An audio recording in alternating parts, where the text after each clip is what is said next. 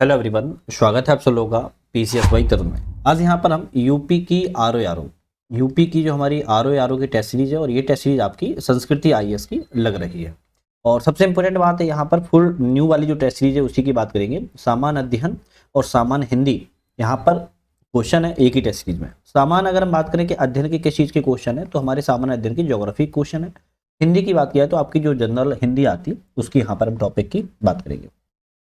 महत्वपूर्ण बात यह है कि सर ये नई वाली है तो इसमें टेस्ट कितने होंगे, तो इसमें पूरे 200 टेस्ट होंगे। 140 आपके जीएस के रहने वाले हैं और 60 क्वेश्चन आपके हिंदी के रहने वाले हैं। तो आज की हमारी टेस्ट सीरीज है ज्योग्राफी की। इससे पहले हम पॉलिटी के सेगमेंट को लगा चुके हैं, आप लोगों ने उम्मीदें देख ली होगी और हिंदी की भी लग चुकी है। तो चलिए आज की हम शुरुआत करते हैं जल्दी से। लेकिन चैनल पर नए हो सब्सक्राइब लाइक शेयर करके बेल आइकन प्रेस कर लेना है, जिससे कि वीडियो आए तो आपको नोटिफिकेशन वगैरह मिल सके।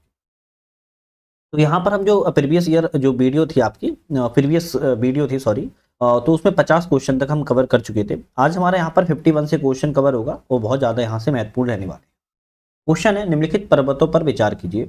पर्वतों पर विचार करना है कि इन्हें किनके स्थान के अनुसार पश्चिम से पूरब की ओर सही क्रम में व्यवस्थित कीजिए। ये कहा जा रहा है कि वेस्ट टू ईस्ट, इनको लोकेट करिए कि कौन सा सबसे पश्चिम में, फिर उसके बाद आपका कौन आएगा, फिर पूरब में सबसे ज़्यादा कौन सा आएगा। चलिए हम सबसे पहले देख लेते हैं। बात करें सबसे पहले आपका आएगा कौन सा, आपका आएगा कामेट। कौन सा आएगा, कामेट। तो कामेट आपका सबसे पश्चिम में है तो यहाँ पर लिख देते हैं कामेट। उसके बाद बात की जाए फिर कौन सा आएगा, तो आप कहोगे उसके बाद आएगा आपका नंदा देवी।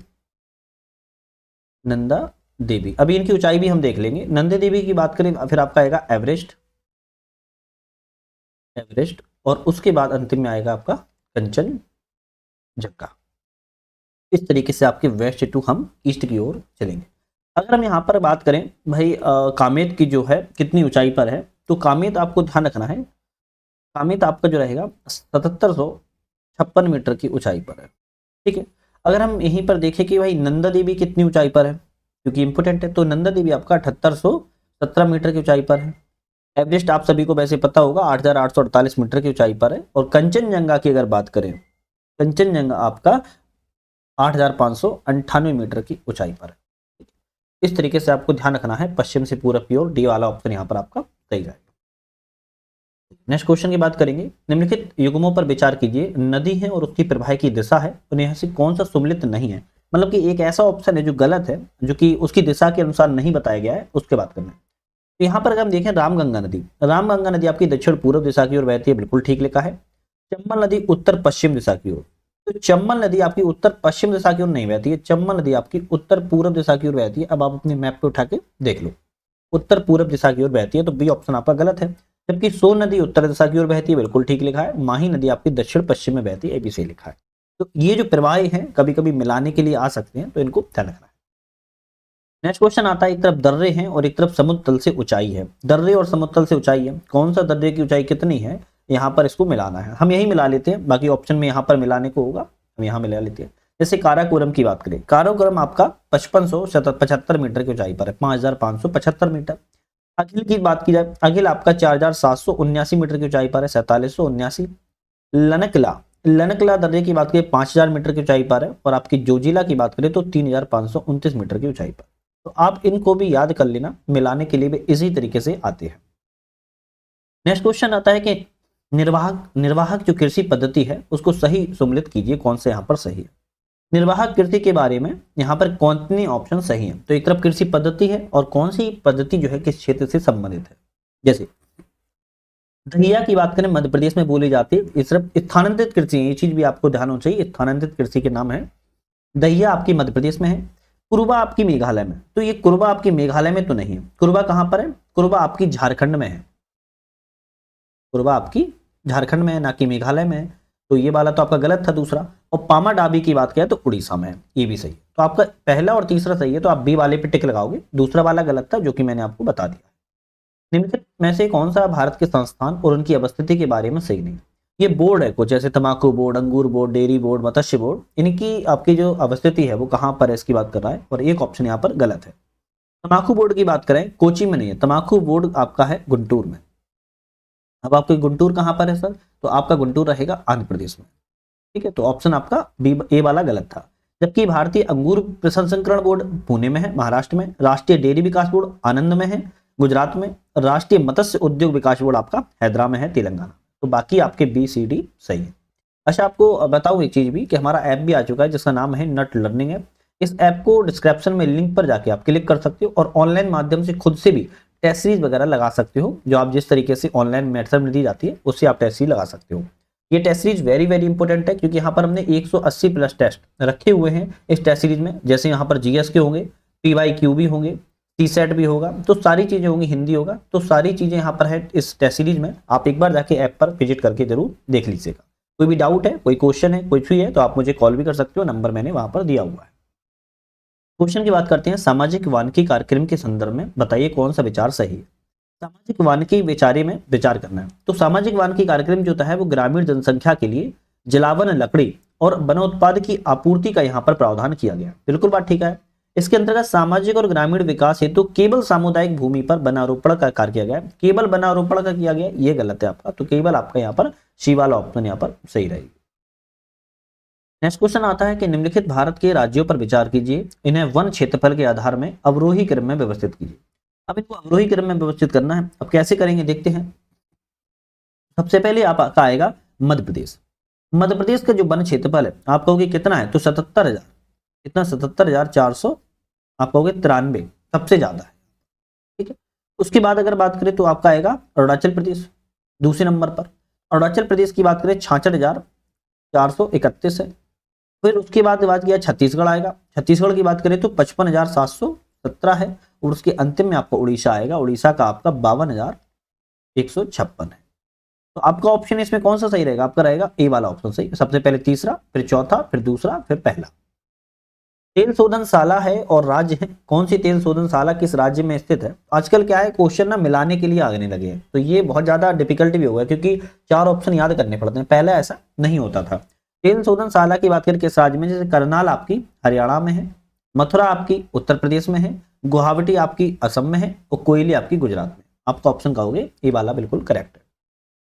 निम्नलिखित में से कौन सा सर्वाधिक मैग्नीज के भंडार के लिए प्रसिद्ध है। अब भाई इनमें से महाराष्ट्र, कर्नाटक, उड़ीसा, मध्य प्रदेश मैग्नीज के भंडार के लिए सबसे ज्यादा कौन सा प्रसिद्ध है। ध्यान रखना है, भंडारण की बात कर रहा है यहाँ पर, तो मैग्नीज के भंडारण के लिए आपका उड़ीसा में सबसे ज्यादा मैग्नीज का भंडार है। लगभग यहाँ पर देखा जाए तो 44% आपको देखने को मिल जाता है। भारत में जितना पूरा है उसका 44%।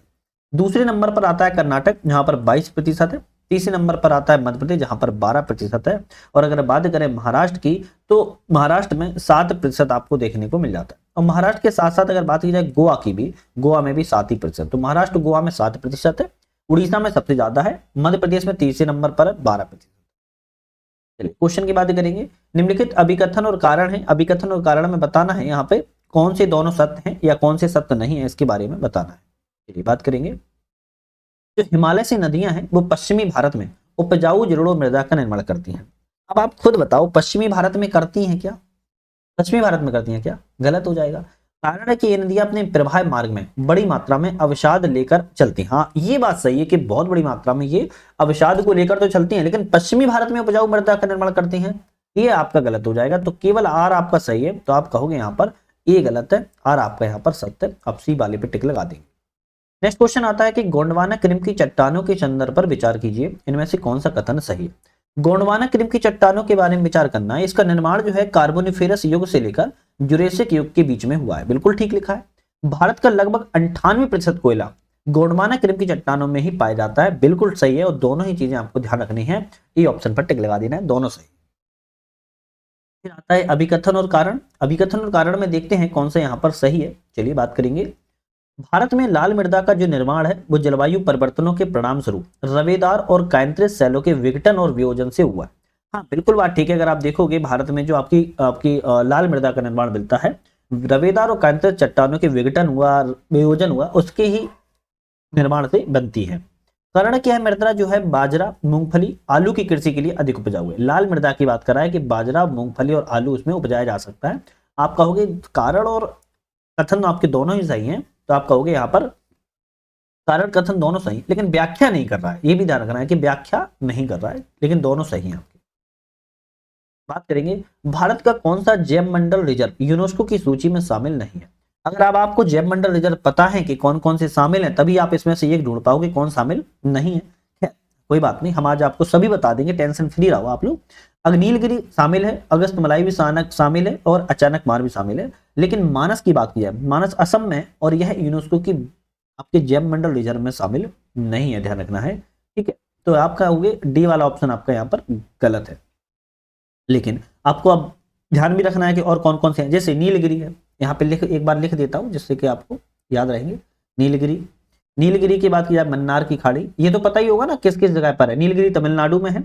मन्नार की खाड़ी, मन्नार की खाड़ी आपकी कहां पर है, ये भी आपकी तमिलनाडु में है। नीलगिरी 3 राज्यों में है बेसिकली, जैसे तमिलनाडु, केरल और आपकी किस में रहेगा, कर्नाटक। ठीक है, लेकिन मन्नारी खाड़ी केवल आपकी तमिलनाडु में है। फिर उसके बाद आपकी सुंदरबन आ जाएगा, सुंदरबन जो कि पश्चिम बंगाल में है। उसके बाद आपका नंदा देवी आ जाएगा, नंदा देवी आपका उत्तराखंड में है। उसके बाद आपका नौकरेक आ जाएगा, नौकरेक आपका कहां पर है, मेघालय में है। उसके बाद पंचमढ़ी आ जाएगा, पंचमढ़ी आपके कहाँ है, मध्य प्रदेश में है। सिमलीपाल आ जाएगा, कहाँ है, उड़ीसा में है। उसके बाद की बात की जाए तो अचानक मार, अचानक मार अमरकंटक जो कि मध्य प्रदेश छत्तीसगढ़ की सीमा पर है। उसके बाद ग्रेट निकोबार आ जाएगा, कहां पर होगा ग्रेट निकोबार, ग्रेट निकोबार में, अंडमान निकोबार में है। उसके बाद अगस्त मलाई आ जाएगा, ये कहां पर आएगा, केरल तमिलनाडु पर होगा। आपकी फिर कंचनजंगा आ जाएगा, कंचनजंगा सिक्किम में होगा। उसके बाद पन्ना आ जाएगा, मध्य प्रदेश में होगा। और आपको मानस, मानस आ जाएगा, क्या आ जाएगा, मानस। अभी आप कहोगे लेकिन सर आपने तो बताया कि मानस शामिल नहीं है। तो भारत का कौन सा जैव मंडल रिजर्व यूनेस्को की सूची में शामिल नहीं है, मानस 1989 में असम को अभी यूनेस्को की सूची में शामिल नहीं किया गया है, इसीलिए ध्यान रखा। लेकिन शामिल करने की यहाँ पर चर्चा चल रही है, तो इसलिए यहाँ पर लिख दिया प्रस्तावित, जब भी मैंने उसको अंडरलाइन कर दिया, लेकिन अभी शामिल इसको नहीं किया गया है। ठीक है, यूनेस्को में शामिल नहीं है, बल्कि जैव मंडल आरक्षित रिजर्व। बात करेंगे यहाँ पर, निम्नलिखित में से कौन सा भारत में पर्यावरण सुरक्षा के लिए किए जा रहे सतत विकास के प्रयासों में शामिल नहीं। पर्यावरण सुरक्षा के लिए सतत विकास के कुछ प्रयास किए जा रहे हैं, इनमें से कौन कौन शामिल नहीं है।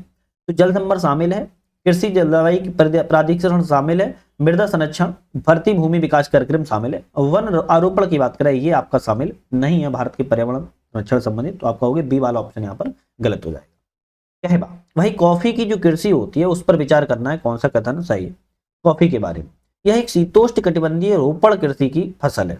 भाई अब बताओ, क्या शीतोष्ण कटिबंधीय या भाई उष्ण कटिबंधीय है, कैसी है, उष्ण कटिबंधीय है, तो ऑप्शन आपका पहला गलत हो जाएगा। इसके उत्पादन के लिए कम तापमान, पाला रहित मौसम, तेज धूप की आवश्यकता होती है।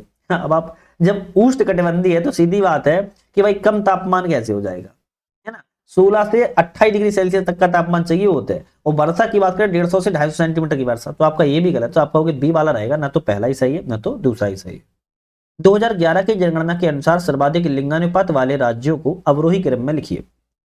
सर्वाधिक लिंगानुपात वाले राज्यों को अवरोही क्रम में इनको लिखना है। चलो देखते हैं, सबसे पहले आपका इसमें से कौन सा आएगा, केरल आएगा, जहां का लिंगानुपात 1084 है। उसके बाद आपका आएगा तमिलनाडु, जिसका लिंगानुपात 996 है। फिर आएगा आंध्र प्रदेश, जिसका लिंगानुपात 993 है। और फिर अंतिम में छत्तीसगढ़ आएगा, जिसका लिंगानुपात 991 है। आप कहोगे विकल्प आपका ए वाला ऑप्शन सही रहेगा। निम्नलिखित में से कौन सा सही सम्मिलित नहीं है, एक तरफ ज्वालामुखी और एक तरफ देश है। कौन सा ज्वालामुखी किस देश में स्थित है, तो माउंट एटना की बात करें तो इटली में, ये तो सही है। कोटोपैक्सी की बात करें इक्वाडोर में, ये भी सही है। किलिमंजारो की बात करी जाए तंजानिया, ये भी सही है। और माउंट मेरापी की बात करें आपका ये पेरू में नहीं है, पेरू में नहीं है तो कहां पर है, इंडोनेशिया में। ध्यान रखिएगा, यह इंडोनेशिया में, आपको थोड़ा सा ध्यान रखिएगा। ठीक, चलिए नेक्स्ट क्वेश्चन की तरफ बढ़ेंगे। नेक्स्ट क्वेश्चन है ring of fire. Ring of fire जो है वो किससे संबंधित है, ज्वालामुखी, प्रशांत महासागर, भूकंप, जंगल की आग। तो रिंग ऑफ फायर जो होता है ना, आप कहोगे यहाँ पर रिंग ऑफ फायर आपका ज्वालामुखी से, भूकंप से, प्रशांत महासागर संबंधित है। लेकिन जंगल की आग से ऐसा कोई संबंध नहीं है इसका रिंग ऑफ फायर से। तो आप कहोगे 1, 2, 3 ए वाला ऑप्शन सही है, क्योंकि यह घोड़े के नाल के आकार का बना होता है इस तरीके से, है ना। तो इसको कहते हैं रिंग ऑफ फायर। निम्नलिखित में से किस यंत्र का जो प्रयोग है भूकंप तरंगों को मापने के लिए किया जाता है, तो भूकंपी तरंगों को मापने के लिए सिस्मोग्राफ नामक जो यंत्र होता है उसका प्रयोग किया जाता है।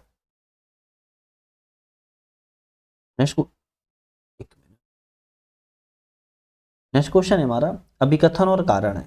अभिकथन और कारण में कौन सा कथन यहाँ पर सही है, इसकी बात कर लेते हैं। चलो देखते हैं। सूर्यतप के द्वारा चट्टानों का अपक्षय शुष्क मरुस्थलीय प्रदेशों में अधिक होता है। जो सूर्य तप होता है, सन से जो ऊर्जा होती है उसके चट्टानों का जो अपक्षय है वो शुष्क मरुस्थल प्रदेशों में सबसे ज्यादा देखने को मिलती है। आप कहोगे बिल्कुल बात ठीक है। इन कारण है कि इन प्रदेशों का तापमान दिन के समय अधिक और रात्रि के समय कम होता है। तो आप कहोगे बिल्कुल ठीक है। तो आपका ऑप्शन आर, ए आर दोनों सही है, व्याख्या भी सही कर रहा है, सी ऑप्शन आपका सही जाएगा। नेक्स्ट क्वेश्चन होता है कि निम्नलिखित में से कौन सी नदी की अपरदन क्रिया के द्वारा निर्मित भूस्थलाकृतियां हैं। तो अपरदन क्रिया के द्वारा भूस्थलाकृतियां कौन कौन सी होती हैं, वो भी नदी के अपरदन के द्वारा। तो आप कहोगे महाखंड बनते हैं, वी आकार की घाटी बनती है और छिप्रिकाएं बनती हैं। जलोढ़ शंकु आपका नदी से संबंधित नहीं, तो आपका ऑप्शन 1 2 3 ए वाला ऑप्शन यहाँ पर सही रहेगा। नेक्स्ट क्वेश्चन की बात करते हैं। पिलाया, पिलाया निम्नलिखित में से किससे संबंधित है। भैया पिलाया की बात करें तो पिलाया आपका झीलों से संबंधित है, ना कि पठार से, न मैदान से, उपयुक्त में से कोई नहीं तो है नहीं। पिलाया आपका झील से संबंधित है, आप ध्यान रखिएगा। वायुमंडल की संरचना के बारे में निम्नलिखित कथनों में से कौन सा कथन सही है। तो वायुमंडल की संरचना है उसके बारे में कह रहा है, सही कथन कौन सा है। मौसम संबंधी सभी घटनाएं होती हैं क्षोभ मंडल में संपन्न होती हैं, बिल्कुल ठीक है। आपको पता ही होगा ट्रोपोस्फियर में आपकी जो आपकी मेट्रोलॉजिकल जो आपके एक तरीके से घटनाएं घटित होती हैं मौसम संबंधी, सारी क्षोभ मंडल में होती हैं। समताप मंडल की मोटाई भूमध्य रेखा पर अधिक होती है। अब आपको पता होगा कि समताप मंडल की जो ऊंचाई है भूमध्य रेखा पर ज्यादा होती है कम होती है, कम होती है। भूमध्य रेखा पर क्या होती है, कम होती है, जबकि अधिक कहां पर होती है, अधिक ध्रुवों पर होती है। तो आपको ये ध्यान रखना होगा। तो दूसरा गलत है, आप कहोगे सी वाला रहेगा, पहला एक सही। अभिकथन और कारण है भाई, क्या कहता है इसको देख लेते हैं।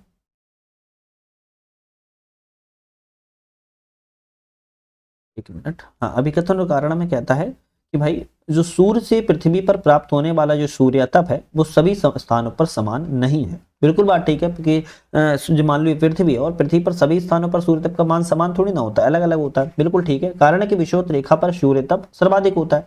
आप कहोगे ये भी सही है, लेकिन व्याख्या नहीं करता है। तो आप कहोगे सी ऑप्शन सही रहेगा। ए और आर हैं दोनों सही, पर व्याख्या नहीं कर रहा है। इस तारीख को दिन और रात की लंबाई एक समान होती है। तो 21 मार्च और 23 सितंबर दो ऐसी तारीखें जहां पर दिन और रात की लंबाइयां एक समान देखने को मिलती है। नेक्स्ट क्वेश्चन है, तड़ित झंझा के संदर्भ में निम्नलिखित कथनों पर विचार कीजिए, इनमें से कौन सा कथन सही है। लेकिन आप लोगों ने अभी तक चैनल को सब्सक्राइब, लाइक, शेयर नहीं किया यार, 10 सेकंड लगता है, इतना आप लोग कर सकते हो, मुझे मोटिवेशन मिलेगा। आपके लिए इतनी मेहनत करता हूँ। टेस्ट सीरीज, नई वाली टेस्ट सीरीज आपको मार्केट में भी नहीं मिलेगी, क्योंकि मैं ऑलरेडी ये पेड है, मतलब कि परचेस करके संस्कृति की, फिर उसके बाद वीडियो बना रहा हूँ। तो इतना तो आप बंद कर सकते हो, सब्सक्राइब चैनल को करके बेल आइकन प्रेस और एक प्यारा सा कमेंट भी कर देना। तड़ित झंझा के संदर्भ विचार करना है कौन सा कथन सही है। तो यह पूर्ण विक्षेप जो होता है कपासी वर्षा जो मेघ होती है वहां पर संपन्न होती है। बिल्कुल बात ठीक है। यह समानता मध्य अक्षांशों में उत्पन्न होते हैं। तो आपका ये गलत हो जाएगा कि मध्य अक्षांशों में ही उत्पन्न होती हैं, ये गलत है आपका, है ना। तो आप कहोगे केवल आपका डी वाला रहेगा, एक ऑप्शन सही। ओष के निर्माण में निम्नलिखित में से कौन सी परिस्थितियां अनुकूल होती हैं। जो ओष बनती है, जो है ड्यू जिसे कहते हैं, ओष के निर्माण में कौन कौन सी परिस्थितियां। तो उच्च सापेक्षिक आर्द्रता, बिल्कुल बात ठीक है। उष्णांक जमाव बिंदु से नीचे, ये गलत हो जाएगा। मेघ रहित आकाश, एक सही है। तो उच्च सापेक्षिक आर्द्रता और मेघ रहित आकाश आपका होना चाहिए उसके लिए। तो आपका पहला और तीसरा यहाँ पर सही है। नीचे दिए गए कथनों पर अभिकथन और कारण का आंसर बताना है कि भाई देख लेते हैं। कारण है कि अभिकथन है, स्थलीय भागों की अपेक्षा महासागरों पर जो वर्षा है वो अधिक होती है। मतलब कि जो धरातल है, स्थल भाग है, इस पर वर्षा जो है वो महासागरों की अपेक्षा अधिक है। बिल्कुल बात ठीक है। कारण है कि महासागरों में बाष्पीकरण की क्रिया निरंतर होती रहती है। तो आप कहोगे ये भी सही है। तो आप कहोगे लेकिन आई आर हैं दोनों सही, पर बात की जाए व्याख्या की तो व्याख्या भी कर रहा है। निम्नलिखित में से प्राकृतिक बंदरगाह नहीं है। मतलब कि जो नेचुरल पोर्ट है वो इनमें से नहीं है। कौन सा नहीं है, और तीन तो है लेकिन एक नहीं है। कौन सा नहीं है, मरमू गोवा की बात करें, गोवा में है, ये प्राकृतिक बंदरगाह है। कोची में प्राकृतिक बंदरगाह है, विशाखापत्तनम भी है। चेन्नई प्राकृतिक बंदरगाह नहीं है। चेन्नई कैसा है, चेन्नई एक कृत्रिम बंदरगाह है, मानव के द्वारा बनाया गया बंदरगाह है। तो आपका सी बोलोगे, सी वाला ऑप्शन आपका प्राकृतिक बंदरगाह की श्रेणी में नहीं आता है। ठीक है, बात करेंगे नेक्स्ट क्वेश्चन की। निम्नलिखित कथनों पर विचार कीजिए और सही कथन का उत्तर दीजिए। देख लेते हैं। जिप्सम का उपयोग मुख्यतः प्लास्टर ऑफ पेरिस एवं उर्वरक के निर्माण में किया जाता है। जो जिप्सम का प्रयोग है प्लास्टर ऑफ पेरिस और उर्वरक के निर्माण में किया जाता है। आप कहोगे बिल्कुल सही है। गुजरात भारत का सर्वाधिक जिप्सम उत्पादक राज्य है। तो आपको पता होना चाहिए जिप्सम का सबसे ज्यादा उत्पादक राज्य गुजरात नहीं है बल्कि राजस्थान है। पहले स्थान पर राजस्थान का है। तो ऑप्शन आपका दूसरा गलत। तो केवल आपको पहला सही है तो आप सी पे टिक लगाएंगे। दामोदर घाटी परियोजना के संदर्भ में कौन सा कथन सही है, बताइए। दामोदर घाटी परियोजना के बारे में कह रहा, सही कथन बताओ। यह बिहार और झारखंड की संयुक्त परियोजना है। तो सबसे पहले तो ये गलत हो जाएगा, है ना, क्योंकि ये बिहार और पश्चिम बंगाल की है। किसकी? बिहार और पश्चिम बंगाल की है दामोदर घाटी परियोजना। ठीक है, तो सॉरी, बिहार तो पहले था, अब झारखंड हो गया, सॉरी, बिहार तो, झारखंड और आपकी वेस्ट बंगाल, पश्चिम बंगाल की संयुक्त परियोजना है। तो आपका पहला वाला ऑप्शन गलत है। नेक्स्ट कहता है कि भारत की पहली बहुउद्देशीय नदी घाटी परियोजना है। बिल्कुल सही है। यह परियोजना जल विद्युत के साथ साथ ताप विद्युत का भी उत्पादन करती है। बिल्कुल बात ठीक है। इस परियोजना का मॉडल जो है ब्रिटेन की थेम्स नदी घाटी के पर आधारित है। तो आपको याद रखना है कि थेम्स जो नदी घाटी है, तो आपका ये गलत लिखा है, ब्रिटेन की नहीं है, जबकि यूएसए की, कौन सी? यूएसए की टेनेसी नदी घाटी की परियोजना पर आधारित है। तो आपका चौथा गलत है। सही कर दिया है, झारखंड और पश्चिम बंगाल की संयुक्त परियोजना है, यूएसए की टेनेसी नदी घाटी परियोजना पर आधारित है, और दूसरा और तीसरा सही है। तो आप कहोगे बी वाला ऑप्शन यहाँ पर सही जाएगा। एक तरफ जलप्रपात है और उनकी अवस्थिति है। कौन सा जलप्रपात किससे संबंधित है, देख लेते हैं। जैसे जौघ की बात की जाए, शरावती नदी पर संबंधित है। बरकाना की बात करें, सीता नदी पर संबंधित है। दूध सागर की बात करें, मांडवी नदी पर संबंधित है। कुचिकल की बात की जाए, आपका कौन सा? बरहाय नदी पर संबंधित है। आप बोलोगे सी वाला ऑप्शन यहाँ पर आपका सही है। नेक्स्ट क्वेश्चन की बात करते हैं। संवहनी वर्षा के संदर्भ पर विचार कीजिए, कौन सा कथन सही है। संवहनी वर्षा के बारे में, यह वर्षा दीर्घकालिक समय के लिए होती है। तो सबसे पहली बात तो ये समझो कि पहले तो यह दीर्घकालिक समय के लिए नहीं होती है। यह प्रायः उत्तरी गोलार्ध के महाद्वीपों के आंतरिक भागों में होती है। बिल्कुल बात ठीक है, जो आंतरिक वर्षा होती है गोलार्ध में आपकी संवहनी वर्षा होती है। तो केवल आपका दूसरा वाला ऑप्शन सही रहेगा। अंडमान निकोबार द्वीप समूह के संदर्भ में कौन सा कथन सही है। अंडमान निकोबार द्वीप समूह के बारे में, अंडमान निकोबार द्वीप समूह जो है मूलतः टर्सरी युग में बने सागरीय वलित पर्वतों के समुद्र में उभरे हुए भाग होते हैं। आप कहोगे बिल्कुल ठीक है। इस द्वीप की सर्वोच्च चोटी माउंट थूलियर, कौन सी बोल रहा है? माउंट थूलियर है। तो सबसे पहले आपको पता होना चाहिए कि माउंट थूलियर आपकी यहाँ की सर्वोच्च चोटी नहीं है, जबकि माउंट सैंडल पीक है। कौन सी है? सैंडल पीक है। सबसे ऊंची चोटी आपकी पहले नंबर पर सैंडल पीक है। दूसरे नंबर पर बात किया है तो सेकंड नंबर पर आपकी माउंट थूलियर है। तो दूसरा वाला ऑप्शन तो गलत है। इस द्वीप समूह में भारत का एकमात्र सक्रिय ज्वालामुखी बैरन द्वीप है। बिल्कुल बात ठीक है, बैरन है, जबकि नारकोडम प्रसुप्त ज्वालामुखी है। यह क्षेत्रफल और जनसंख्या की दृष्टि से लक्षद्वीप की तुलना में छोटा है। तो यह छोटा है कि बड़ा है? ये बड़ा है। तो आपका ये भी गलत हो जाएगा। तो आप कहोगे पहला और तीसरा सही है, बी वाले पे टिक लगा दे। निम्नलिखित में से किन नदियों के मुहाने पर जो भीतरकनिका राष्ट्रीय उद्यान है वो अवस्थित है।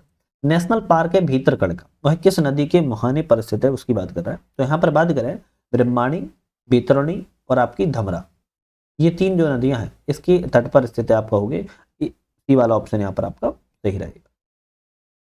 नेक्स्ट क्वेश्चन आता है कि एक तरफ नदी द्वीप अवस्थिति में से कौन सा सही नहीं है। कौन सा द्वीप इन किस आपका राज्य में है इसकी बात कर रहा है। तो कौन सा सही नहीं, देखते हैं। अगर हम यहाँ पर बात करें, ऑप्शन नहीं है, ठीक है, यहाँ पर बात की जाए कि भाई नलवाना, नलवाना आपका कहाँ पर है? तेलंगाना में नहीं है। तो नलवाना कहाँ पर है? उड़ीसा राज्य में है। तो आपका ऑप्शन दूसरा पहला वाला ही गलत था। श्रीहरिकोटा आंध्र प्रदेश में है, एलिफेंटा महाराष्ट्र में, विलिंगटन आपका केरल में। तो नलवाना आपका कहाँ पर है? उड़ीसा में है। नेक्स्ट क्वेश्चन की बात करेंगे। निम्नलिखित पहाड़ियों को पूरब से पश्चिम में सही क्रम लिखिए। अब बात कर रहा है कि ईस्ट टू वेस्ट, क्या बात कर रहा है? ईस्ट टू वेस्ट के बारे में बताओ कि इनकी पहाड़ियां कौन सी हैं। तो आप बोलोगे सबसे पहले पटकाई वो ईस्ट में रहेगा, सबसे ईस्ट में, फिर मिकिर, फिर जयंतियां, फिर खासी। ये सबसे पश्चिम में, ये सबसे ईस्ट में है। तो आपका सी ऑप्शन यहाँ पर सही हो जाएगा।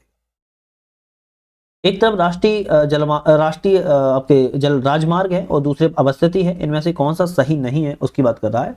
तो अगर बात करें हम आपके राष्ट्रीय राजमार्ग 1 उरी से लेह के मध्य में, बिल्कुल ठीक है। राष्ट्रीय राजमार्ग 2 की बात की जाए तो कोलकाता चेन्नई के मध्य नहीं है। तो फिर कहाँ के मध्य है? आप होगे डिब्रूगढ़ से लेकर आपका तुयांग तक है, तुयांग के बीच में है। तो दूसरा वाला आपका गलत था। राष्ट्रीय राजमार्ग 44 की बात किया है तो श्रीनगर से लेकर कन्याकुमारी के बीच में, और यह सबसे लंबा भी है। राष्ट्रीय राजमार्ग 27 की बात किया तो पोरबंदर से सिलचर के मध्य में। तो आपका दूसरा गलत था। राज्यवार राष्ट्रीय राजमार्गों की लंबाई के आधार पर उनको अवरोही क्रम में लिखो। तो राज्यवार राष्ट्रीय राजमार्गों की लंबाई के आधार पर बात कर रहा है कि उनको क्रम में लिखना है। तो आप बोलोगे यहाँ पर सबसे पहले आपको क्या आएगा? सबसे पहले आपका आएगा महाराष्ट्र, ठीक है, पहले नंबर पर। दूसरे नंबर पर आपका क्या आएगा? उत्तर प्रदेश। तीसरे नंबर पर आपका क्या आएगा? आपका आएगा राजस्थान। और चौथे नंबर पर आपका आएगा कर्नाटक। तो 4 2 1 3, 4 2 1 3 आप कहोगे बी वाला ऑप्शन यहाँ पर सही है। एक तरफ रेलवे जोन है, उत्तर मुख्यालय है। कौन से रेलवे जोन का मुख्यालय? सुमलित नहीं है, उसकी बात कर रहा है। 3 सही होंगे, 1 गलत होंगे। उत्तर पूर्वी का गोरखपुर में है, बिल्कुल ठीक है। दक्षिण पूर्वी का आपका कहाँ पे रहेगा? दक्षिण पूर्वी का भाई हुबली नहीं है, तो फिर कहाँ पर है? कोलकाता में। देखो है पश्चिम बंगाल में, लेकिन कोलकाता में है, तो आपका बी वाला गलत था। और बात क्या है? उत्तर मध्य का प्रयागराज है और पूर्वी का कोलकाता है। तो यूपी में आपके कितने मुख्यालय हैं रेलवे जोन के? 2 हैं। एक आपका रहेगा गोरखपुर, जो कि कौन सा है? उत्तर पूर्वी है, नॉर्थ ईस्ट। और एक आपका रहेगा प्रयागराज, जिसका कौन सा है? बात किया तो उत्तर मध्य, आपका हुए नॉर्थ, आपका नॉर्थ मिडिल कह सकते हो, या फिर जो भी इंग्लिश में हो। यहाँ पर लिखा है देखो, नॉर्थ सेंट्रल है ना, नॉर्थ आपका सेंट्रल। बात करेंगे एबेल पुरस्कार 2024 के लिए किसे सम्मानित किया गया? भाई एबेल पुरस्कार के लिए किसको सम्मानित? तो मिशेल टेलाग्रैंड को सम्मानित किया गया है। नेक्स्ट क्वेश्चन आता है, तीरंदाजी विश्व कप 2024 स्टेज 1 के संदर्भ में कौन सा कथन सही है? कथन यहाँ पर कौन से हैं, चलो देख लेते हैं। यह प्रतियोगिता जर्मनी के बर्लिन शहर में हुई। तो सबसे पहले तो यह प्रतियोगिता जर्मनी के बर्लिन शहर में नहीं हुई थी, फिर कहां पर हुई थी? चीन के संघाई शहर में हुई थी। चीन के संघाई शहर में की गई थी, तो गलत है। इस प्रतियोगिता ने भारत में 15 स्वर्ण पदक जीते हैं, तो ये भी गलत हो जाएगा। भारत ने केवल 5 गोल्ड मेडल जीते थे, 5 स्वर्ण पदक जीते थे, आपके 2 रजत पदक जीते थे और 1 कांस्य पदक जीता था। तो आपका दूसरा वाला भी गलत है, बाकी सही मैंने बता दिया है। आप कहोगे ना तो पहला सही है, ना ही आपका दूसरा सही है। नेक्स्ट क्वेश्चन आता है, भारत किस वर्ष मलबा मुक्त अंतरिक्ष मिशन हासिल करने का लक्ष्य रखा है? भारत ने 2030 तक कहा है कि जो आपका मलबा मुक्त अंतरिक्ष मिशन है उसका हमारा लक्ष्य है। नेक्स्ट क्वेश्चन है, अभिकथन है और कारण है, देख लेते हैं कौन सा कथन सही है। भारत के मसाला ब्रांड एम्बेसडर MDH के 4 मसाला उत्पादों पर हांगकांग के द्वारा प्रतिबंध लगाया गया है। बिल्कुल बात ठीक है। कारण है कि मसालों में एथिलीन ऑक्साइड की उपस्थिति पाई गई है, ये भी सही है। तो आप कहोगे ए और 2 दोनों सही हैं और व्याख्या भी सही करता है, सी ऑप्शन सही रहेगा। अब आप समझ सकते हो कि MDH को जिसको हम खाते हैं बड़े आराम से और बहुत महंगा भी है, इसको प्रतिबंध लगा दिया है हांगकांग के द्वारा 4 मसाला उत्पादों पर। नेक्स्ट क्वेश्चन है, हाल ही में किसे अहिंसा महोत्सव के दिवस में मनाया जा रहा है? अहिंसा महोत्सव के रूप में कैसे मनाया जाता है? तो आपको ध्यान रखना है, भगवान महावीर की ये 2550वें निर्वाण आपके महोत्सव के रूप में, अहिंसा महोत्सव के रूप में मनाया जाता है। तो किसके लिए? भगवान महावीर के 2550वें निर्माण महोत्सव के रूप में मनाया गया। अप्रैल 2024 में भारत के द्वारा निम्नलिखित में से कौन से देश को ब्रह्मोस मिसाइल प्रदान की गई है? तो फिलीपींस को दी गई है। बहुत पॉपुलर क्वेश्चन रहा है, लेकिन हो सकता है एग्जाम सेंटर पे भूल जाओ, दिमाग से निकल जाए, तो आपको ध्यान रखना है फिलीपींस को ब्रह्मोस जो मिसाइल है, और फिलीपींस जो ब्रह्मोस मिसाइल है इंडिया और कौन बना रहा है? रसिया के द्वारा बनाया जा रहा है, और इसको फिलीपींस को बेचा गया है, प्रदान कर दी गई। नेक्स्ट क्वेश्चन आता है कि प्रोग्रेसिव सुपरन्यू क्लीनर पॉलिसी PSP के संदर्भ में कथनों पर विचार कीजिए, कौन सा सही है? तो यह तेजी से बढ़ने वाला दुर्लभ बीमारी है, ये आपकी गलत है। आमतौर पर 20 से 25 सालों के वयस्कों को प्रभावित करती है, ये भी गलत है। तो आप कहोगे ना तो पहला सही है, ना ही दूसरा सही है, क्योंकि सबसे पहले तो ये समझना है कि दुर्लभ हृदय की बीमारी नहीं है, ये मस्तिष्क की बीमारी है, पहले तो यही समझो, ठीक है। और यह चलने, संतुलन, आंखों की गतिविधियों को, प्रक्रियाओं को प्रभावित करती है। तो हृदय से बीमारी नहीं है, मस्तिष्क से बीमारी है। तो हमने अभी क्या समझा? मस्तिष्क से है। दूसरा क्या क्या? 20 से 25 सालों के, तो ये भी गलत है, क्योंकि 60 वर्ष से आयु या उससे अधिक की आयु को यह प्रभावित करती है। नए रामसर स्थल है और एक तरफ राज्य है, एक तरफ रामसर स्थल है और एक तरफ राज्य है, और इनमें बात कर रहा है कौन सा सही नहीं है, इसको बताना है। हम देख लेते हैं। अगर हम बात करें कराई वेट्टी पक्षी अभ्यारण्य कहाँ पर है? तमिलनाडु में, ये तो सही है। अंक समुद्र पक्षी संरक्षण रिजर्व कर्नाटक में, ये भी सही है। मगधीकेरी संरक्षण रिजर्व की बात किया तो केरल में नहीं है, ये कर्नाटक में है। और आप कहोगे लॉन्गवुड सोलर रिजर्व तमिलनाडु में, ये भी सही है। तो आपका सी वाला ऑप्शन क्या था? गलत था। वैश्विक हेपेटाइटिस रिपोर्ट 2024 के अनुसार भारत हेपेटाइटिस बी और सी के मामले में विश्व में कौन से स्थान पर है? तो भारत भैया दूसरे स्थान पर है हेपेटाइटिस बी और सी के मामले। बात करेंगे विश्व सतत विकास शिखर सम्मेलन 2024 के संदर्भ में कौन सा कथन सही है? तो विश्व सतत विकास शिखर सम्मेलन 2024 के बारे में सही ऑप्शन बताना है। तो यह ऊर्जा और संसाधन संस्थान नई दिल्ली में इसका जो आयोजन है वो किया गया था, बिल्कुल ठीक है। इस वर्ष की थीम मानव विकास के लिए जलवायु परिवर्तन में सुधार करना। तो भाई ये तो गलत हो जाएगा, क्योंकि इसका उद्देश्य क्या था? क्या था बता सकता है कोई? इसकी थीम थी सतत विकास और जलवायु न्याय के लिए नेतृत्व था, ना कि मानव विकास के लिए जलवायु परिवर्तन में सुधार। तो आपका केवल एक ऑप्शन सही है, आप कहोगे पहला वाला सही। तो आज हमने यहाँ पर 100 तक क्वेश्चन कवर कर लिया है। नेक्स्ट जो हमारी वीडियो आएगी उसमें हम 101 क्वेश्चन से कवर करेंगे, ठीक है। तो बहुत इंपॉर्टेंट रहने वाली है, 101 से लेके 140 तक कवर करेंगे, और बाकी आपके फिर हिंदी के क्वेश्चन आना स्टार्ट हो जाएंगे। महत्वपूर्ण होने वाली है। और आप लोग इस सीरीज पर नए हो, चैनल को लाइक शेयर सब्सक्राइब करके बेल आइकन प्रेस कर लेना, इसी तरीके की नई वीडियो आए उसका नोटिफिकेशन आपको मिल सके। चैनल पर विजिट कर लेना, जैसे कि बहुत सारी चीजें लग रही हैं आपके काम की भी होंगी, आप उसको देख भी पाओगे और बहुत ही ज्यादा महत्वपूर्ण रहने वाली है। तो आज के लिए आप सभी को अलविदा।